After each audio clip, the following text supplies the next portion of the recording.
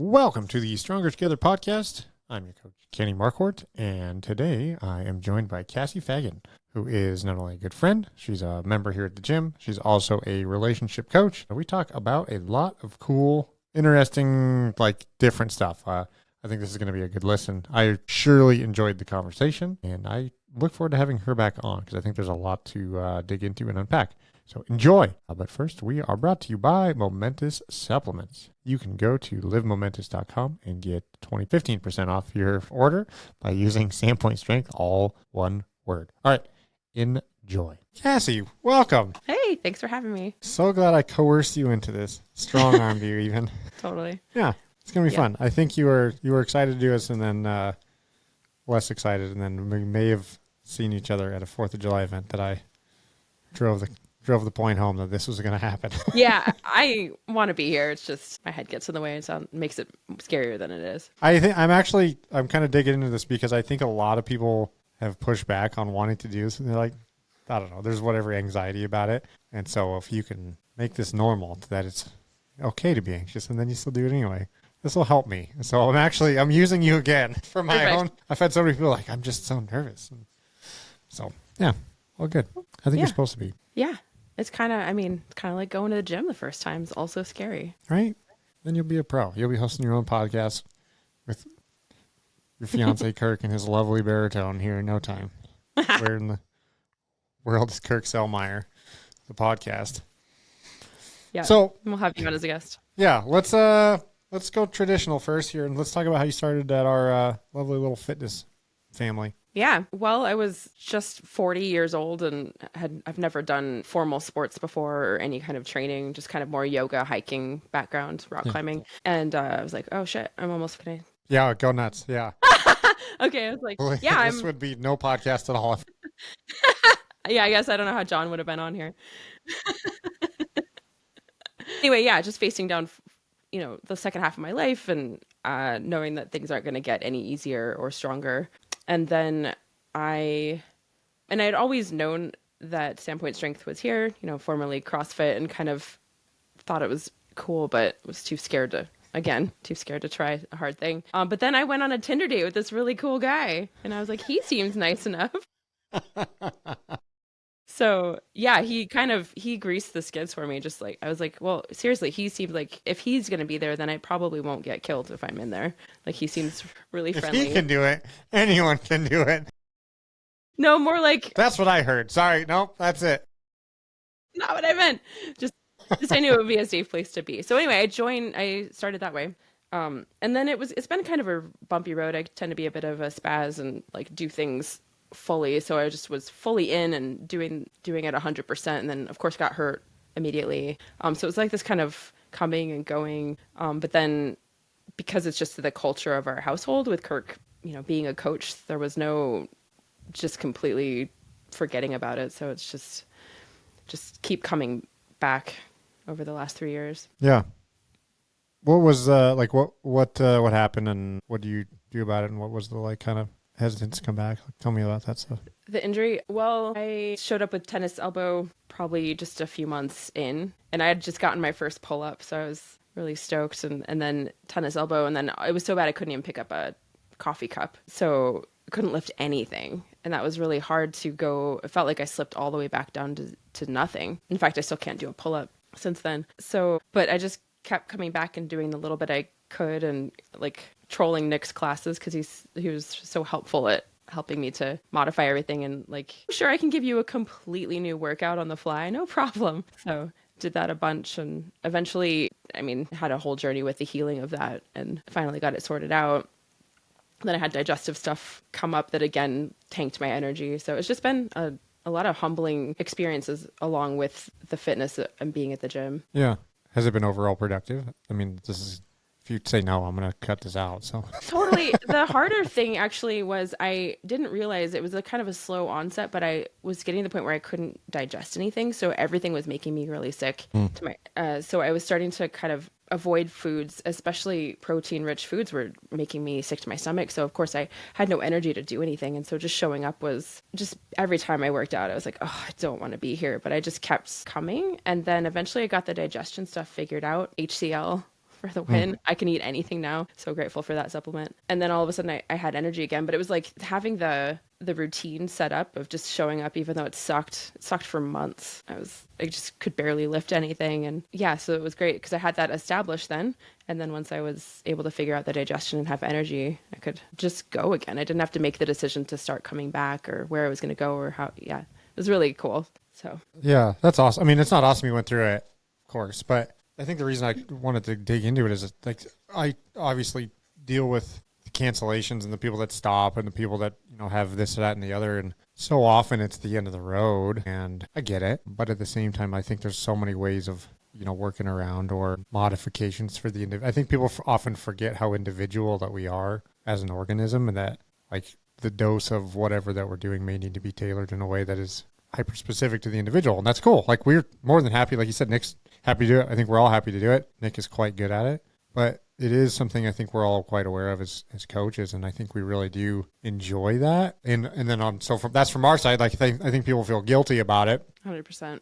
But I think also people feel like they're not able to do something. And so they just kind of stop where I think it's oftentimes just working through the thing and, continuing to go or just knowing that, like, I think it sounds like you're alluding to the seasonality of, kind of stopping and starting. But I think for a lot of us, like, that's just how this goes, whether it's time of life or whether it's an injury or whatever it is. It's just, I wish it would be perfect. Totally. It just never is. Yeah.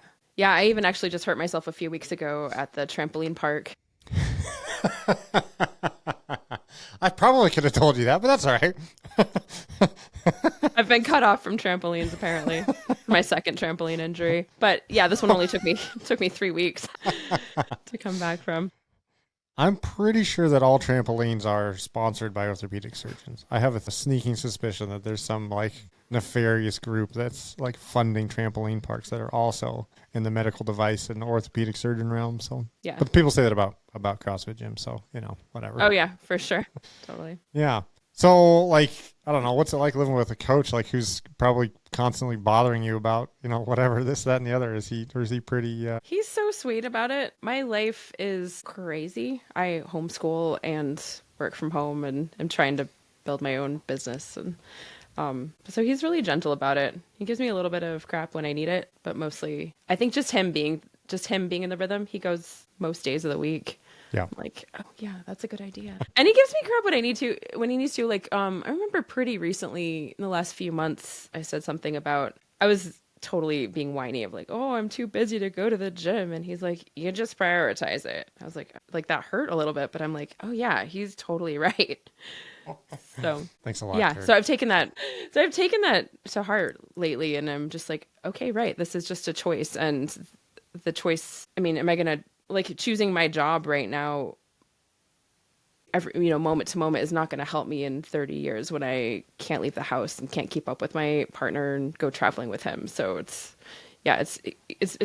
great. I love living with a coach. And also, again, when I was injured, I totally had I don't want to be a burden. I'm too, I don't want to be difficult or the pain in the ass student. So I'm just going to go ahead and not go. And he's like, no, go. And I think it took him saying that to me about 30 times before I finally was like, okay, I can go and ask Nick to help me or any of the coaches to help me modify this or figure something else out. Yeah. Yeah. Good. I mean, again, to beat that point home, allows us some creativity we don't always like painting within the lines all day long is fine, but it is fun to be like, okay, cool. Like how about let's do this, let's do that. And cool. So, yeah, for sure. We definitely enjoy that stuff. Let's talk about your business. What are you starting up? Cool. I'm a relationship coach. I've been doing that for a few years. And then I'm just finishing up a sex, love, and relationship program. It's like Tantra based. So I'm still in process with that training. But yeah, I'm actually going to be leaving my day job in a few months and just go all in on the coaching business. I'm so excited. Nice. Do they know that? Should we? Yeah, no, I did. I just came out this week. Good. Thank you. This is okay. Appreciate you asking about adding that. this on. Not sure we've had anybody quit their job on this, but that would be call cool. my boss really fast right now. That's awesome. Yeah. Who are you working with specifically? Like, what's your, who's the person you're trying to work with, or couple you're trying to work with? And yeah, totally. So, I mean, as of now, I mostly work with, I only work with individuals, women, and just helping them to, I think, kind of like recenter themselves their life. So many people, and especially women, like we're busy taking care of other people and just kind of, and I think the tendency can be to kind of force ourselves to be who we're supposed to be in a relationship and never even consider, well, maybe I have needs in this relationship. And so I love helping women to get in touch with what is it that what are they wanting and needing to have a secure, functioning, healthy, happy relationship or partnership. Yeah, that's and then the Tantra angle is really neat. There's a lot of, like, sexuality is part of it, but a lot of it is getting people in touch with their own bodies, just the somatic part of it, because that's where all of our inner wisdom is. And like, how do you even know what you want if you can't be in touch with your body? Like, it is not all from our heads. So yeah, that's the tools that I've been learning recently are so cool. Like, just using a lot of breath work and being oriented towards pleasure and desire as the carrot, but then doing hard stuff that is, just so, like, seeing people go all the way to their edge of what's comfortable or challenging. But then because there's this pleasure component, it's helping their brain wants to keep coming back for more and doing the work, as opposed to like regular talk therapy or even the coaching that I have been doing. It can be just so hard and drudgery that a lot of people are like, don't want to stick with it. So because of the like words play, like it's so much verbal, like just kind of unpacking. And then with the tantra stuff, however you say it, sorry, it's more like connected to the body and it's a little bit easier to, or is that? Well, even the coaching that I've been doing is very somatics based, but it's so, like, it's a lot of like hard work and like confronting and like feeling feelings is really hard. But let's also, anyway, I'm getting off on a tangent, but it can be really hard that people maybe don't want to continue with that work, as opposed to this is like, okay, can I check in with my body and feel the hard stuff and then also titrate that with pleasure and like, oh right, can I remember that like it does feel amazing to breathe and like that I'm alive here as well. And then, oh yeah, right, I'm also terrified. I can feel like this anxiety in my stomach at the same time. Can I feel those? So it's like just kind of tapping in, like, yeah, again, with the pleasure, with the goodness as well as the hard stuff. Yeah, cool. How does it, like, building the connection and like comfortable as you be that vulnerable to people? Like, that's got to be challenging. How is it for me to build a connection with my? I don't know. I was I guess, just an observation. Like, I mean, from my point of view, what I know is, fitness and nutrition and that's even hard as it is. I think there's so much, it probably goes along the lines of like money and anxiety. Like, there's just so much like that's packed into somebody that they can just go about their day and not have to explore with anybody else, let alone themselves. And I see it on the fitness side. I'm being on the other side of the table when people come in, they're so scared to come and talk to me about their fitness. Obviously, I don't, I imagine the same with you, where you just kind of have like, it's not like a white coat type thing where you're like, look, this is all I do all day. You can't freak me out. Like, give me, like, tell me whatever you want. You'll be, like, you can't shock me. But I know how much anxiety people have of doing that and how it can be to share that with somebody openly. I got to imagine that's a bit of a long process or, yeah. I think it depends on the person, right? Like, first of all, the person that's coming in the door, they're going to be drawn to me for whatever reason. Like, there's going to be a comfortability. It does take time. And then there's certain kind of masochists that want to just do this and are like, sign me up, let's do this crazy thing. But yeah, I think a lot about it, like it's all discomfort, right? Like if it's physical at the gym or if it's emotional, psychological in the coaching seat or the personal growth realm. I lost my train of thought. It is, yeah, but it takes time to build up a rapport with my clients. But there's so much, I hear that I'm easy to talk to. Or like that there's something in me that like helps people to feel safe. But there is like a lot of, like, the biggest thing I learned just in my relationship studies is the importance of reflective listening, of like, oh, okay, you're saying this thing, and like just validating the hell out of somebody a lot. Like, that's really what most people need in relationship coaching. I feel like so much of it is just validating, yes, your experience is normal and valid and makes sense, and this sucks, or whatever their experience is. It's so much part of it, and just like so much relief can come from that. Yeah, that's cool. I'm so enamored with the idea of like personal well-being and just feeling better, period, and how much I think most of us look outward for that rather than looking inward, and that they're like the seeking of a accomplishment, or like, again, I can speak to this in fitness, and it's like people think they're, if they lose the amount of weight or they can do the thing, that then they'll be happy. But more often than not, it's kind of the other way around. Is that they got to kind of focus inward first and find that, inner peace, inner happiness, and recognize like it's not the thing. And that if they get comfortable with that, like everything else is a little bit easier. I don't know if that's similar in your arena, or like if in the relationship coaching, like it's if somebody could do more, if they're talking about their partner, like if I could only get them to do this or that or the other, well, it's not that thing. It's probably going to mean something else. Yep. Yeah, I mean that is a huge focus. I mean, working with individuals, I'm often like, okay, they're not here, so what can we talk about you? Like, what is your part in this? And helping people to get skills with expressing themselves, of course, but also taking responsibility with like, okay, this situation exists because of things I'm doing too. I'm bringing pieces to the dynamic, and where can I be empowered? Where can I speak truth and face conflict? Learn how to do conflict. Yeah. No, I'm sure there's a lot. I mean, it's again quite a fascinating sequence of things to talk about. How did you get into it? Like, what was your pathway into the field? Oh, it was a hot mess. Again, this 40 mark really was like an ass kicker for me. So split up with my daughter's dad, and then I did this thing that I think a lot of single mom, I see this pattern, and it's not across the board. So no offense to anyone, but for me, I was a single mom and terrified of like, how am I supposed to support this human and keep her alive? And so I immediately got into a new relationship without really considering my needs and what I might need. It was very much like, okay, I'm going to be okay. And it was not a good fit. I mean, he's a good person, but he wasn't able to meet me where I was needing. Towards the end of our relationship, I was in so much pain, and I did a Google search, and there's this guy, Jason Gaddis, the relationship school, who I love his stuff. I've been following it for years. And yeah, I just kind of got sucked into his rabbit hole. But the first thing was this podcast about needs. And I listened to this podcast and I was like, wait, what?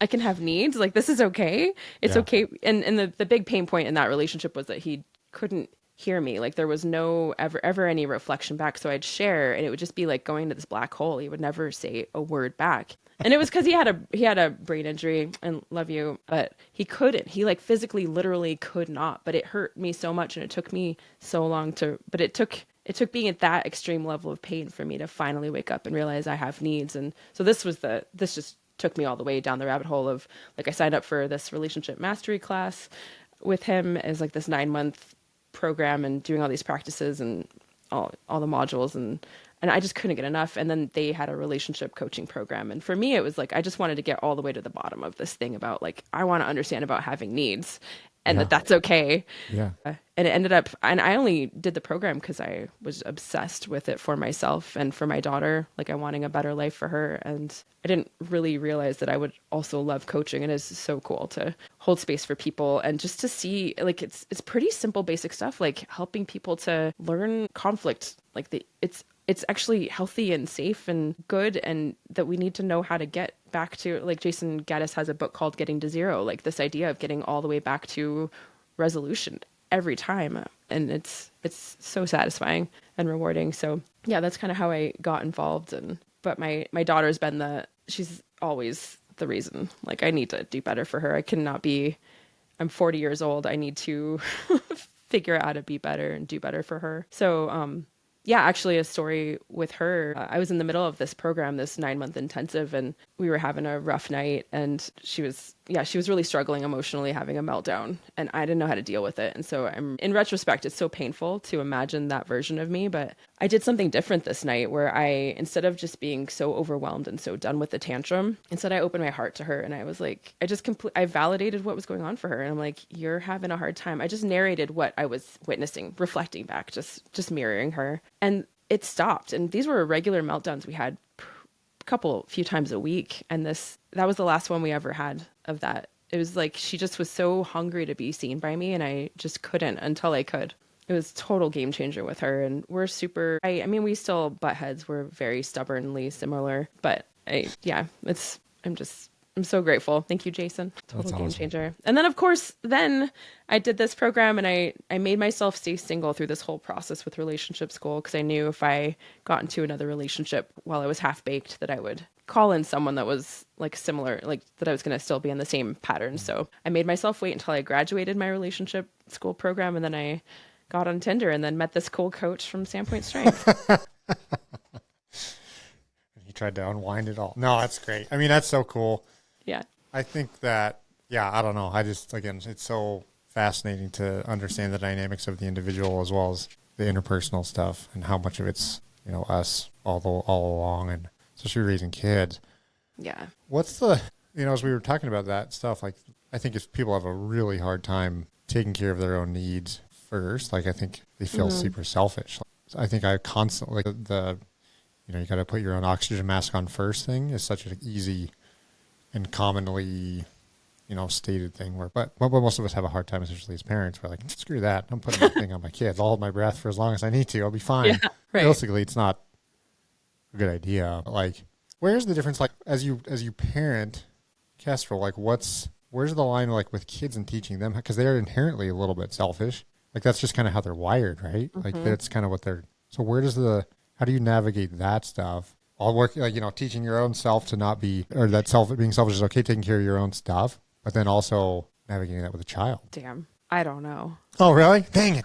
I thought you had all the answers for me. I thought you were going to unlock everything for me right there. I was like, yes, this is going to be so awesome. I'm right there on the struggle bus with parenting. Okay. Yeah, totally. Kirk's really great for that, for helping me, actually. I think Kirk has such a good eye for, like, he's so community oriented, and I think I don't know the answer to that, but I watch Kirk with my daughter and how he helps her. Like, he really validates her and encourages her when she is thinking of other people and doing kind, caring things, as opposed to, of course, she's an 11-year-old, self-absorbed, beautiful creature, still kind of learning her way. So yeah, I don't know the answer to that. This other thing about needs is there's specifically, like, it's not like all the needs. It's like there's like specific things that are required in a relationship that are potentially, Jason Gaddis calls them non-negotiable needs. I sound like I'm in the Jason Gaddis church. I kind of am. It's like, hey, I think you have to have the guide. Yeah. Yeah, totally. But like non-negotiable needs, like, okay, this is a line in the sand that if this doesn't exist,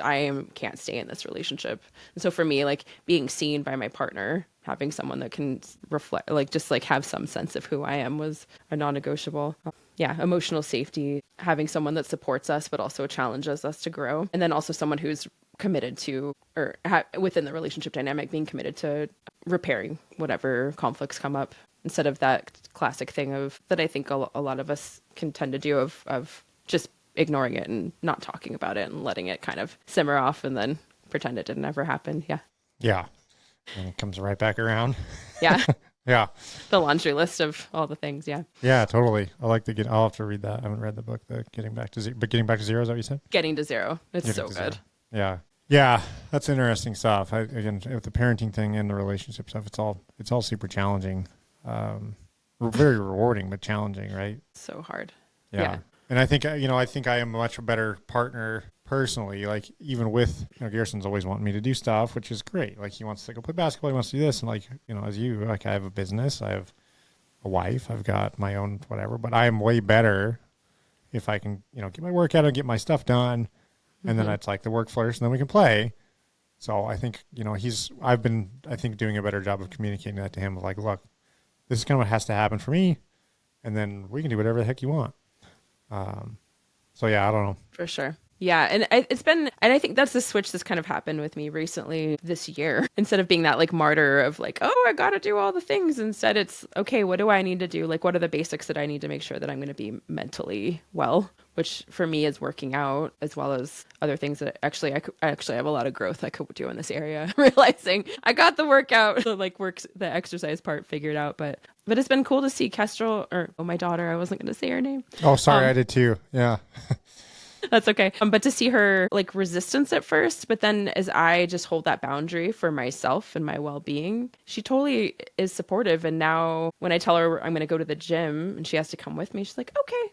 Like, she doesn't fight in the same way. So it's really just creating those boundaries, making sure that she knows it's important, and then acting and following through on it, which is so much more what I want to role model for my daughter than being a martyr. Yeah, totally. And also, like, I think it's hard too you've got a lot going on, and that list never ends. Like, especially as you're starting a new business and doing this, like, you've got a lot of balls up in the air. You could probably just keep, your list isn't going to, it just keeps getting added to, I imagine, right? Oh, yeah. Like the things to do and the things you could be doing, the things you might feel guilty about not doing if you're doing something else. Mm-hmm. And so, yeah, I agree. I kind of tend to have to like either time block or I have to, make a list, and then like that has to get done. But I can't go start something else, even as much as sometimes I want to, just to feel like I scratched the itch. So I don't know. But I think we've been trying to work through that with him too, and creating a balance for him to say, look, dude, like you should move your body productively every day. You should probably learn something every day. Like you should probably, and especially now it's summer, it's easy to like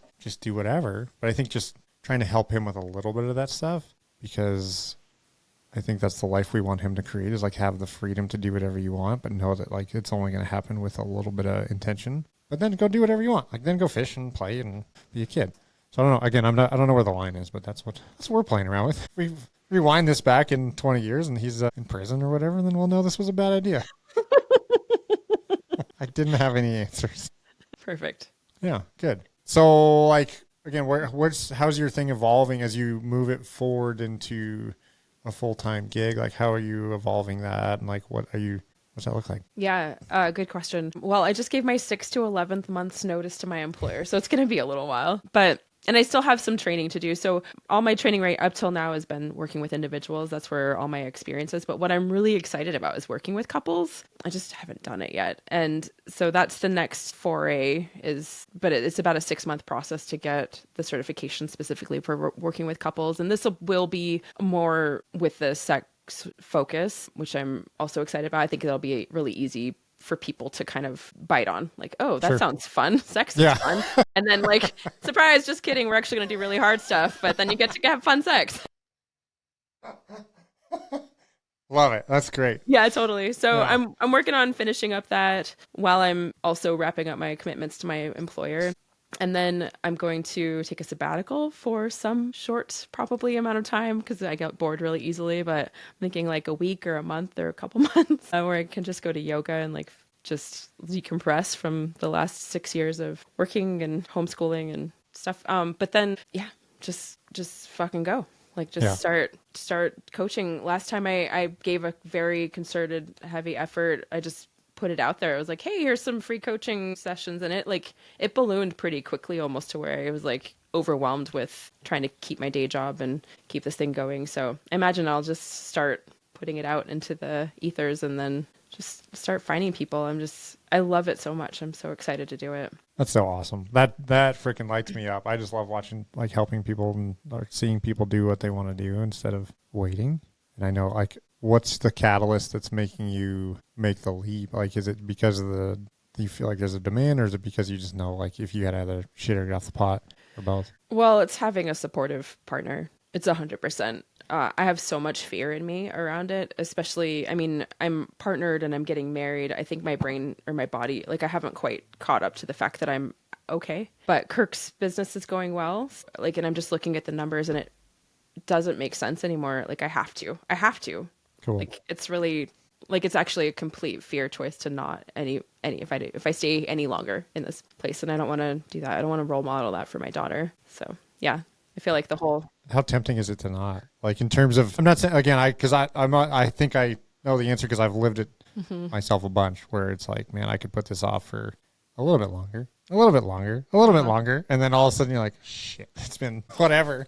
It's been X amount of time and you just haven't done it. It's so excruciating though to sit in this place. And honestly, like seeing Kirk thriving and taking naps every day and like feeling the like yeah, I took a nap today for in preparation. Yeah, totally. Good. But yeah, there's some jealousy that comes up when I see like how much his life is his own, and I'm like, oh right, I'm doing this to myself. I'm choosing this prison. Yeah. So yeah, for the health of everyone, I have to do this scary thing. I feel like that's how you started this conversation. It's like, you know, pilot's got to eat the sandwich and then take care of yourself. And sorry, that was a random example, a random reference. But have you heard the saying, like, if the plane's got, if you know, if you're on a however long a flight and there's one sandwich left on the plane, like, who gets it? The pilot gets it, because otherwise everyone's going to crash. Like, so again, say like, take care of yourself first, and everybody else benefits. So yeah, exactly. Yeah. Exactly. So yeah, that's cool. That's super exciting. So what's your date? What's the time? When are you jumping? You said 4 to 11 months or something a second ago. It's either Memorial Day 2026 or the first of the year. Nice. Yeah, and it kind of depends on what's going on with Kirk's. It's a numbers game. Can we make it till? Can we make it from January through, or do I need to get that 6 extra months of income? Yeah. That's awesome. I mean, I don't know, I'm asking you a lot of kind of vulnerable questions, but I think it's helpful for people because I do know so many people. Like I talk to them all the time about like I want to do my own thing. I want to like take the risk. I want to quit the job. I want to whatever. Mm-hmm. And I do like kind of feel like, you know, because I've done it too. It's like, okay, well, I'll do it next year. I'll do it next year. And again, I'm not suggesting that you're in that boat, but you know, I think at a certain rate, you got to jump. I think it'll be successful with. Like I think the thing that people forget about is the amount of bandwidth. Like all of us have a certain amount of bandwidth, right? Like you have whether it's time or whether it's energy. Like I think people assume they can cram more into a day, and I think with full bandwidth, like what I've seen for myself, for people that have quit their jobs to come work full time at the gym, is like the amount of bandwidth you have to focus on the thing you want. Like usually just gets channeled in something so much more positive that it flourishes a lot faster than you expect it to. So Yeah, I was trying for when Kirk and I were first getting, so 3 years ago, I was trying really hard to split my attention. It was so stressful to shift back and forth all day long, coaching hat, estimator hat, momming hat, all the hats. So yeah, but it is scary. I don't know how I would do this if I was the sole breadwinner or a single mom, like by myself. I have no idea. I think that is incredibly courageous. I'm way too scared for that. So that's not very helpful for anyone, but. no, but it's an acknowledgement too. I think the reality of situations as well. Like it's not, you know, in certain seasons of life, it might not make sense to quit everything and bet it all in black and hope for the best. That's true. And yeah, I mean, when Jen's gone for periods of time, like that's all I keep saying. I'm like, how do people do? We just have one kid, it's you, and it's like, how do people do this? Like this is freaking madness. I can barely get everybody else, keep everybody alive, and there's just two of us here. Actual madness. Yeah, it is. Have you seen those videos? There's like, I saw one recently is with this mom who has a little clicker, and I think she's got a couple kids, but she's just counts every time she hears the word mom, and it's like 300 times, 400 times at the end of the day. Like, oh yeah, that's why I'm fucking crazy. Totally. Okay. Yeah. And it's not to mention me asking her where my stuff is, or like where she's seen my keys. Totally. Yep. That's awesome. Is Kester pretty excited? Is she supporting us? And I can cut all that out if you want. That's fine. Just turn it into something else. Just bleep it out. Yeah. Is she excited? I think so. Yeah. I'm pretty stressed out a lot, and I think she's excited because I tell her that I'm going to be more available for her. I can feel there's going to be more peace in my system. It's way too much what I'm trying to do. And also she's 11 and we're homeschooling. So I'm also excited to be able to have more space to really focus on, because I feel like I've been sucking at homeschooling for her whole life. And so to be able to really make that a higher priority, really looking forward to that as well, which is going to be great for her, obviously. Yeah. God bless you for doing that. We tried that for like 8 days, I think, one year. And Garrison kept saying, I want a real teacher. This was like 5 years ago, to be fair. So he was 6 or 7 or whatever. And he kept telling Jen, he's like, I want a real teacher. Yeah. So that's awesome. I love So go ahead. Oh, it's just, yeah, there's cool resources in Sandpoint that are supportive of that. I could not do it if I had her 5 days a week, 12 hours a day. So she does go elsewhere and to her dad's, and that makes it possible. Yeah. That's so cool. Well, what else you got to share? What else can you enlighten us with relationship-wise? I feel like there's so much to unpack there, like for people that are just, you know, what do you got? What kind of wisdom?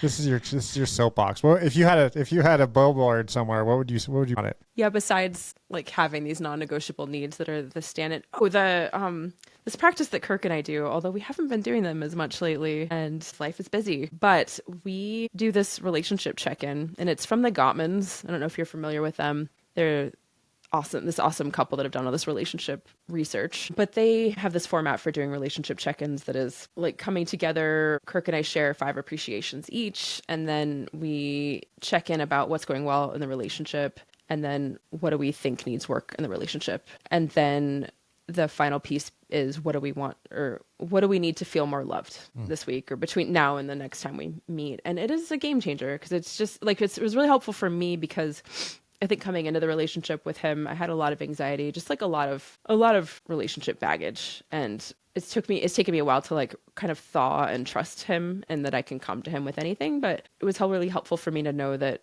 whatever shit is up, I know there's always going to be a time and space to talk about it in depth all the way until I feel really heard. and have it resolved. Yeah, total game changer.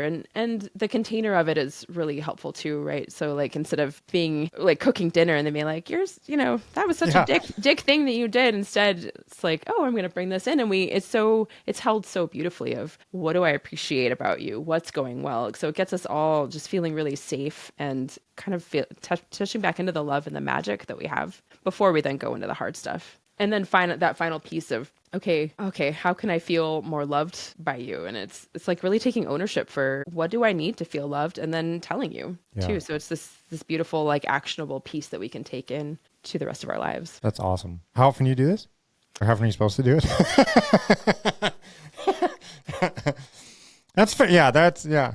In the ideal world, with no kids and businesses and all that stuff, weekly would be ideal. We do them maybe monthly, and even less than that since the summer madness has kicked in. Yeah. So you're not perfect, even though you're a relationship coach. You're not. I'm not pointing this out to be insulting. I'm just trying to observe. I think so many people feel guilt about whatever the hell. Like, again, from my fitness hat, like, oh, I didn't work out today, or I haven't worked out and whatever. I'm like, either. Like, I don't know, whatever. We hung out and sat by the lake all 4th of July and drank and ate and whatever. That's just what it is. But the point, I guess, is like you're not perfect, even if you're striving to be and want to be better.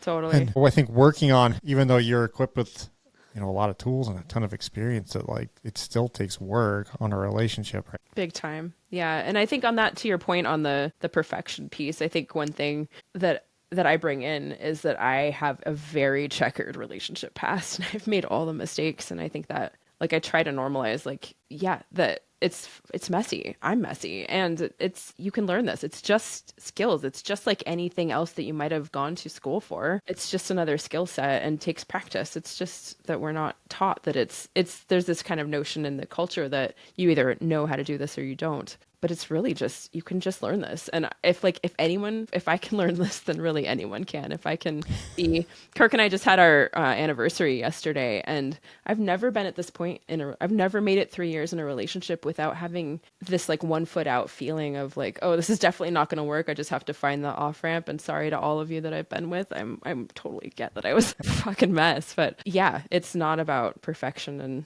yeah, we can just get better. So I think it's important to look back and recognize, like, I think if you don't think you are a mess in some aspects, like you probably aren't working on it. Like, I'm not, like, I think it's the same. Like if, I'm kicking ass like I was last year and the year before, and I'm so much like everything's amazing. I look back with pride on everything I've ever done. I don't know. You're either really narcissistic or you're not getting any better, and that's probably not great. It's all their faults, all those exes that I have. They suck. Yeah, I got to find the new person who's going to make me whole without me doing any work. Yeah, and again, I think, Jen and I, we're clearly not perfect either. We have our stuff, and I think that like we put a lot of work into it too, and we have, a lot of ugly times, but the practice of what you were describing, like we've had to kind of circle back and do some of that stuff too. What was the name of the author that Gottman, you said? Gottman has that relationship practice. Yeah, sorry, I just wanted to reference that back to the relationship check-in process. Yeah, tons of cool stuff. I think I'm also really bad at remembering all the details of things, but I'm pretty sure that they're also the folks who they've got like it's like the 4 horsemen of, basically they've done a bunch of research with couples over decades, watching interactions, and they've broken it down into the 4. Do you know about this or? I think so. Did he also write a book called First 8 Dates or something? Yeah. Yeah, we're actually working through that. In fact, I think we're supposed to do number 5 or 6. Oh, tonight, hell yeah. So, right on. What's number? Which one's that? I don't remember. We haven't read. Yeah. We both like cool. Just with the long weekend. And Garrison's actually with my mom tonight, so we're gonna do the reading, do the work. It's cool. Really good. Yeah. Oh, good for you. Kirk and I haven't worked through those yet, but it's on my list, my life list. It's great. I mean, it's not always fun. Again, I think the thing to take away is like this. It's work. Like all the stuff you're unpacking stuff, and you're looking at past behaviors and current behaviors, and you got to kind of take responsibility that. Mm-hmm. Like I know I'm not perfect, and Jen knows she's not perfect, and we can both come to the thing with like, here's what we need and want, and here's where this is coming from. Blah blah blah. Like you can go on forever, but allowing the space to do it, like you said, not just like, while dinner's being served, decide to pick a fight. Be like, hey, you know what I was thinking about? You're failing me this week? Because I think I remember being in fourth grade. This is a weird story, but I remember being in fourth grade and one of our dare officers, another weird example, but dare officer came in and he was like, yeah, we had to get to this domestic disturbance where it was about like which way the toilet paper roll went on the thing. And I remember thinking at the time, like, well, obviously that wasn't the thing. Like that was a whole litany of things how you got there. And I think that's such a perfect representation of, our relationship stuff. If you don't unpack it on a more regular basis, it just comes to a head and you end up, it just doesn't come out pretty. So, no. Yeah. So, exactly. Well, that's great.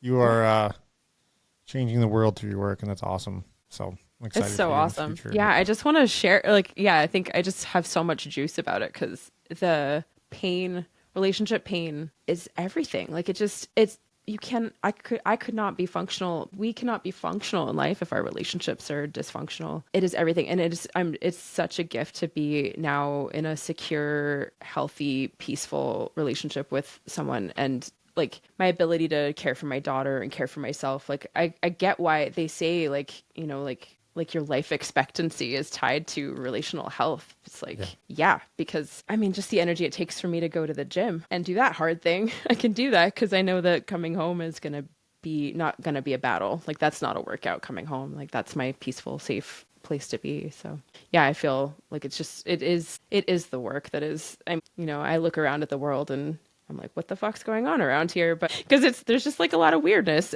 But meanwhile, like the relationships, I'm like, yeah, this is the thing. Like if people can have healthy conflict with each other and find understanding. Oh, another really cool tool that I learned that is everything in our relationship is this idea of listening. My teacher, once again, he has this acronym. It's LUFU, listen until they feel understood. And so it's just like, yeah, like, okay, you've got an issue with me and I'm just holding space for you. Just, okay, what else? Okay. So, and then I'm reflecting back. Okay. So this is what I'm hearing. Is that right? Yes. And then tell me more. Right. So just like getting you to the point where you can feel so understood and seen and just like seeing what that does to the conflict and how someone can, just feel the peace. So anyway, I just feel really excited about people being able to feel seen and just because I know how much it hurts to not. I mean, I don't love the pain and I don't love the the hard work that it can entail, but I think it is, again, so important how we talked earlier about, people tend to seek something outside for the validation or happiness or whatever else it is. But like a lot of that stuff's right there within your fingertips, and especially relationally. One of my like kind of sarcastic check-ins with Jen is like, hey, would you live with me like under a bridge on a bench? Like, and the point of that is like, we take risks, we do, whatever it is. And, when I get nervous or scared or anxious or like, hey, if I got you and you'll stay with me if you'll live on the bench on the bridge, like, okay, I guess we're going to that's fine with me. Yeah. That's a super safe. If you're cool with that, like I feel safe and that's great. So I don't know. That's, hopefully she's not listening to this and thinking about how stupid that is. And she's actually out of here. Yeah, it is that's everything. Right. Yeah. That's cool. All right. Where can people find you? I have an Instagram. Perfect. My website currently is down. I had a dream of maybe getting it back up before this podcast, but I haven't. Someday, maybe if you're listening to this long in the future, it's CassieFagan.com. You put that in the show notes. What's the spelling? It's CassieF as in Frank, AGGION.com. And then the Instagram handle is Cassie Fagan Coaching. And that one I do keep up with it a little bit more. Perfect. That's all you need. Yeah, that's great. Or find you at the gym 9:30 in the mornings, most mornings. Totally. Except for when I'm being a slacker and complaining about, oh, my knee. Just kidding. Awesome, Cassie. You're the best. Thanks so much. Thanks a lot, Kenny. Appreciate it. This has been really fun. Good. See? As much as I thought. Yeah. All right. Hot thing. You hear that? Anybody else who's nervous? It's great. It's fine. Yeah, good. All right. Cool. Thanks.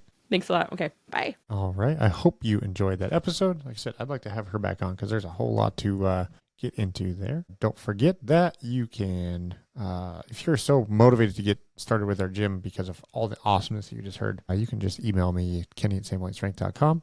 Happy to help out with getting you going. You can also get 15% off your supplements at livemomentous.com by using the code word SamePointStrength, all one word. And yeah, I hope you enjoyed it. I will talk to you or you'll hear from me soon.